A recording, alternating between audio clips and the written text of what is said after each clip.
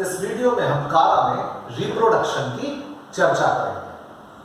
कारा में reproduction vegetative and sexual methods के द्वारा होता है। यहां एक बात मैं बिल्कुल क्लियर कर दूं कि कारा में एसेक्सुअल रिप्रोडक्शन कंप्लीटली एब्सेंट होता है। तो सबसे पहले मैं यहां पर बात करूंगा वेजिटेटिव रिप्रोडक्शन की। कारा में वेजिटेटिव रिप्रोडक्शन कुछ स्पेशल स्ट्रक्चर्स के द्वारा होता है। जैसे कारा की एक स्पीशीज है कारा स्टेलिगेरा। कारा स्टेलिगेरा में थैलस की बेसल नोड पर कुछ स्टार शेप्ड स्ट्रक्चर्स का, तारे के समान आकृतियों का निर्माण होता है। इन स्टार शेप्ड स्ट्रक्चर्स में जो रिजर्व फूड पाया जाता है वो होता है एमाइलम स्टार्च के रूप में। तो एमाइलम स्टार्च और तारे जैसी आकृति यानी स्टार शेप्ड स्ट्रक्चर होने के कारण इन संरचनाओं को नाम दिया गया एमाइलम स्टार्स। और जब ये एमाइलम स्टार्स इस बेसल नोड से डिटैच होकर मड में गिरते हैं तो जर्मिनेशन के बाद नए थैलस का फॉर्मेशन कर देते हैं। वहीं एक स्पीशीज है कारा एस्पेरा। कारा एस्पेरा में रॉयजॉइड्स वाले भाग में रॉयजॉइड्स पर कुछ व्हाइट कलर के ग्लोबुलर स्ट्रक्चर्स का फॉर्मेशन होता है जिन्हें बल्बिल्स कहा जाता है। ये बल्बिल्स भी जब डिटैच होकर मड में गिरते हैं तो जर्मिनेशन के बाद नए थैलस का फॉर्मेशन कर देते हैं। वहीं कुछ स्पीशीज में वेजिटेटिव रिप्रोडक्शन प्रोटोनीमा के माध्यम से भी होता है और कुछ स्पीशीज में ट्यूबर लाइक स्ट्रक्चर्स भी डेवलप होते हैं जिनके माध्यम से वेजिटेटिव रिप्रोडक्शन कंप्लीट होता है। अब मैं बात करूंगा कारा के सबसे इंटरेस्टिंग फीचर इसमें सेक्सुअल रिप्रोडक्शन की, सेक्स ऑर्गन्स की। कारा में sexual reproduction advance oogamous type का होता है। कारा के सेक्स ऑर्गन्स मैक्रोस्कोपिक होते हैं। अगर आप कारा थैलस को हाथ में लेकर देखेंगे तो इसके सेक्स ऑर्गन्स भी बिना किसी मैग्नीफाइंग ग्लास की हेल्प से भी इजीली ऑब्जर्व किए जा सकते हैं। और जो कारा के सेक्स ऑर्गन्स होते हैं ये समस्त एल्गी में सबसे कॉम्प्लेक्स होते हैं।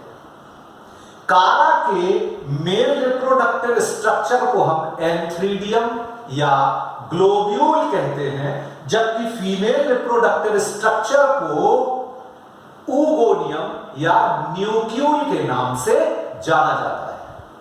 दोनों सेक्स ऑर्गन्स एक ही थैलस पर भी डेवलप हो सकते हैं या यह भी संभावना है कि दोनों का निर्माण अलग अलग थैलाई पर हो रहा हो। लेकिन कारा की अधिकांश स्पीशीज मोनोशियस होती है, प्रोटेंड्रस होती है। मोनोशियस का मतलब यानी मेल एंड फीमेल दोनों सेक्स ऑर्गन्स एक ही थैलस पर डेवलप हो रहे हैं। और प्रोटेंड्रस से हमारा तात्पर्य है कि यहां पर ग्लोब्यूल का डेवलपमेंट फीमेल रिप्रोडक्टिव स्ट्रक्चर से पहले हो जाता है।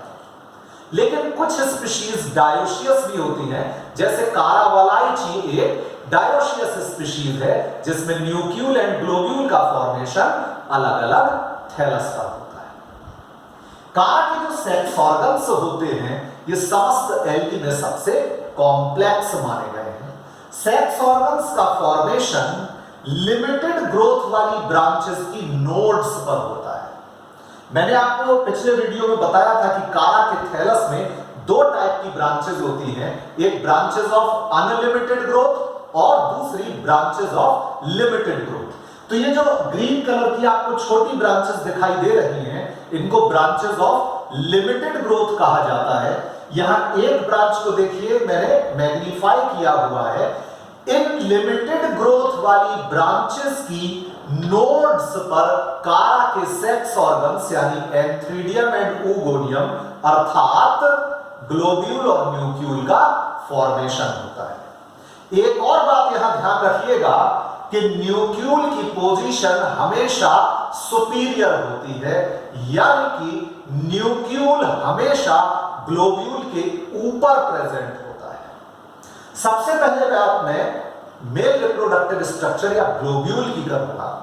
ग्लोब्यूल एक स्टॉक की हेल्प से थैलस की नोड से जुड़ा रहता है। ग्लोब्यूल एक ब्राइट ऑरेंज कलर की, येलो कलर की या रेड कलर की राउंडेड बॉडी है, गोलाकार संरचना है और इसकी तुलना में फुटबॉल से कर सकता हूं।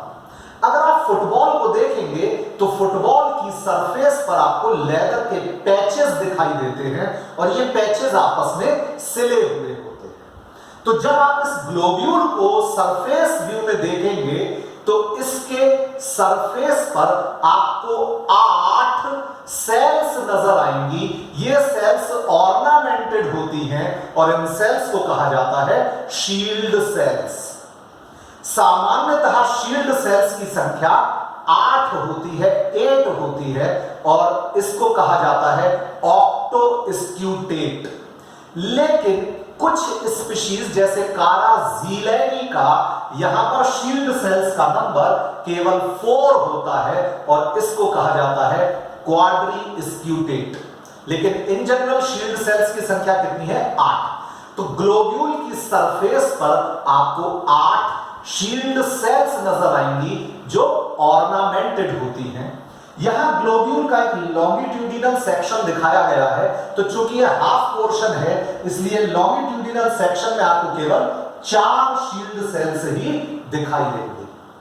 हर एक शील्ड सेल से ग्लोब्यूल के सेंटर की तरफ एक इलॉन्गेटेड सेल जनरेट होती है जिसको हम मेनुब्रियम कहते हैं। हर एक मेनुब्रियम के डिस्टल एंड पर एक छोटी प्राइमरी कैपिटुलम सेल प्रेजेंट होती है। हर एक प्राइमरी कैपिटुलम सेल से 6 सेकेंडरी कैपिटुलम सेल्स निकली हुई दिखाई देती है। फिर से समझ लीजिए, एक ग्लोब्यूल में 8 शील्ड सेल्स, हर एक शील्ड सेल से एक ट्यूबुलर इलॉन्गेटेड सेल सेंटर की तरफ जाती है जिसको हम बोलते हैं मेनुब्रियम। मेनुब्रियम के डिस्टल एंड पर है प्राइमरी कैपिटुलम सेल। हर एक प्राइमरी कैपिटुलम सेल से क्या जुड़ी हुई है? 6 सेकेंडरी कैपिटुलम सेल्स। तो टोटल 8 शील्ड सेल्स, तो 8 मेनुब्रियम। 8 मेनुब्रियम के 8 सिरों पर 8 प्राइमरी कैपिटुलम सेल, तो 8 टोटल प्राइमरी कैपिटुलम सेल है और हर प्राइमरी कैपिटुलम सेल से 6 सेकेंडरी कैपिटुलम सेल्स जनरेट होती हैं। तो एक ग्लोब्यूल में total 48 secondary capitulum cells present होती हैं। हर एक सेकेंडरी कैपिटुलम सेल से 2 to 4 एंथ्रीडियल फिलामेंट्स का फॉर्मेशन होता है और हर एक एंथ्रीडियल फिलामेंट में 25 से 250 तक सेल्स प्रेजेंट होती। हर एक सेल के अंदर एक बाइफ्लैजिलेट कॉइल्ड एंथीरोजॉइड पाया जाता है। तो ओवरऑल एक ग्लोब्यूल, एक एंथ्रीडियम या एक मेल रिप्रोडक्टिव स्ट्रक्चर के अंदर 20,000 से 50,000 तक एंथीरोजॉइड्स का फॉर्मेशन होता है। जब ये शील्ड सेल्स एक दूसरे से अलग होती हैं तो वाटर अंदर पहुंचता है। ये एंथ्रीडियल फिलामेंट की सेल्स जिलेटिनाइज हो जाती हैं और इनसे बाइफ्लैजिलेट एंथीरोजॉइड्स वाटर बॉडी में रिलीज हो जाते हैं और रिलीज होने के बाद ये पहुंचते हैं फीमेल रिप्रोडक्टिव स्ट्रक्चर तक। अब मैं बात करूंगा फीमेल रिप्रोडक्टिव स्ट्रक्चर या न्यूक्यूल की। न्यूक्यूल एक ग्रीन कलर की लंबी फ्लास्क शेप्ड संरचना है जिसके चारों तरफ 5 ट्यूब सेल्स प्रेजेंट रहती हैं, यानी 5 ट्यूब सेल इस न्यूक्यूल को सराउंड किए रहती हैं। लेकिन न्यूक्लियल के टिप पर ये ट्यूब सेल्स नहीं होती। न्यूक्लियल के टिप पर 5 कोरोना सेल्स प्रेजेंट होती है। न्यूक्लियल के अंदर एग पाया जाता है और इस एग में एक रिसेप्टिव स्पॉट होता है जहां पर जाकर मेल गैमीट फ्यूज करने का काम करता है। न्यूक्लियल में जो स्टेरलाइज्ड सेल्स की प्रेजेंस है, ये कारा के सेक्स ऑर्गन्स के एडवांस फीचर को रिप्रेजेंट करती है। फर्टिलाइजेशन के समय ये ट्यूब सेल्स एक दूसरे से अलग होने लगती हैं और इनके बीच में नैरो स्लिट्स, दरारें बन जाती हैं और ये एंथीरोजॉइड इन स्लिट्स के माध्यम से oogonia में एंटर कर जाते हैं, न्यूक्लियल में प्रवेश कर जाते हैं। लेकिन जो एंथीरोजॉइड सबसे पहले पहुंचता है वो एग से फ्यूजन के बाद डिप्लॉयड जाइगोट का फॉर्मेशन कर देता है। ये जाइगोट अपने चारों तरफ एक प्रोटेक्टिव वॉल बना के oospore में कन्वर्ट हो जाता है। oospore में तुरंत जर्मिनेशन नहीं होता, एक रेस्टिंग पीरियड के बाद इसमें जर्मिनेशन स्टार्ट होता है।